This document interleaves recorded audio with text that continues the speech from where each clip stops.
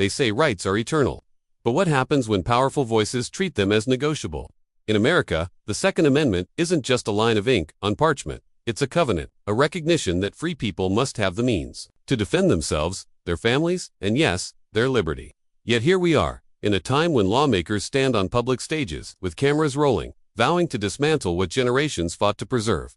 On August 7th, Representative Dave Min of California stood beside former Congresswoman Gabby Giffords, a survivor of a horrific mass shooting, and called for stricter gun laws. The applause was loud. The message was clear. But here's the question they didn't answer. When crime is falling, why are they still demanding more restrictions? Just one day after that rally, Giffords herself posted on X that big cities saw a 19% drop in homicides in 2024, and murders nationwide fell nearly 15%. Those are historic declines.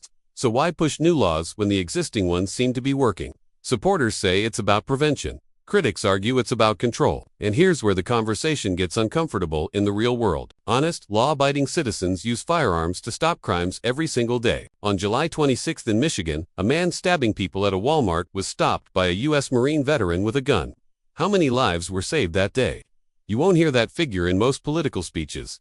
Georgetown University's 2021 National Firearms Survey revealed something the mainstream often ignores. Nearly one-third of American adults own firearms, and of those, 31% have used a gun to defend themselves or their property, often more than once. That's an estimated 1.67 million defensive incidents every year. That's not a fringe statistic. That's millions of people quietly protecting their lives, their families, and sometimes even strangers.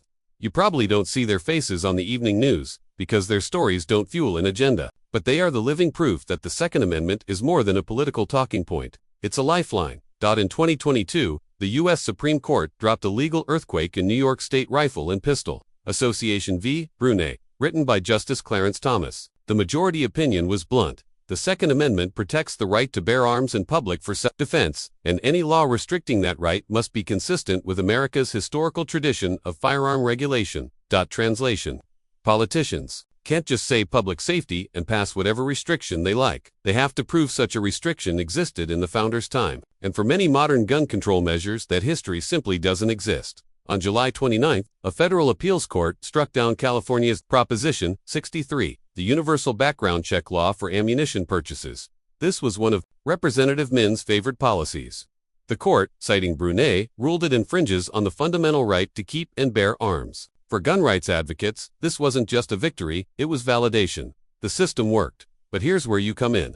These rulings don't happen in a vacuum. They happen because people fight, because they challenge laws in court, because they refuse to quietly surrender their rights. If you believe these stories matter, make sure you're subscribed. We dig into the cases, the history, and the truths others skip. The Bruen decision didn't just cite the founders. It dug into the post-Civil War era, when Black Americans openly carried weapons to defend themselves from the Ku Klux Klan and other violent groups. But then came the Black Codes and Jim Crow laws, restrictions designed specifically to disarm freed slaves and strip them of equal protection. Gun control has a history, and not all of it is noble. When politicians say certain people shouldn't have guns, history demands, we ask, who decides? And who ends up defenseless?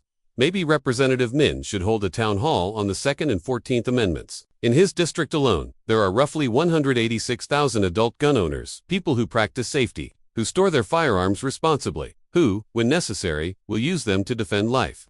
Those are his constituents too. The Constitution doesn't have an expiration date. Good intentions, however sincere, don't outrank the Bill of Rights. And yet, every year, proposals surface that would chip away at those protections, piece by piece. How many pieces can you lose before the whole thing collapses? Gabby Giffords has every right to speak. Her survival story is one of grit and courage.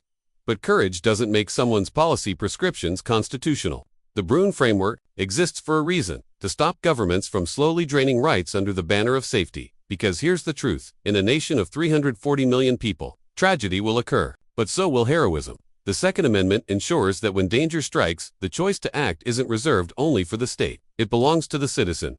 Even if you don't live in California or Florida or any so-called gun state, the precedent from these cases reaches you. If courts uphold rights in one place, it strengthens them everywhere. If they chip away in one place, that erosion will spread. This is not someone else's fight. The Bill of Rights doesn't protect just gun owners, it protects Americans. And once one right can be redefined or modernized into meaninglessness, the rest will follow, whether these so-called gun grabbers like it or not. The right to keep and bear arms is embedded in the DNA of this country. It's not a privilege handed down by the government. It's a recognition of a natural right, one that existed before the Constitution, and one that must endure after every election and every speech. The real question is, will we defend it, or watch it fade into memory? If you believe these stories need to be told, subscribe now. Share this with someone who thinks the Second Amendment is just about hunting. Remind them, rights are not about convenience. They're about freedom, and freedom must be guarded.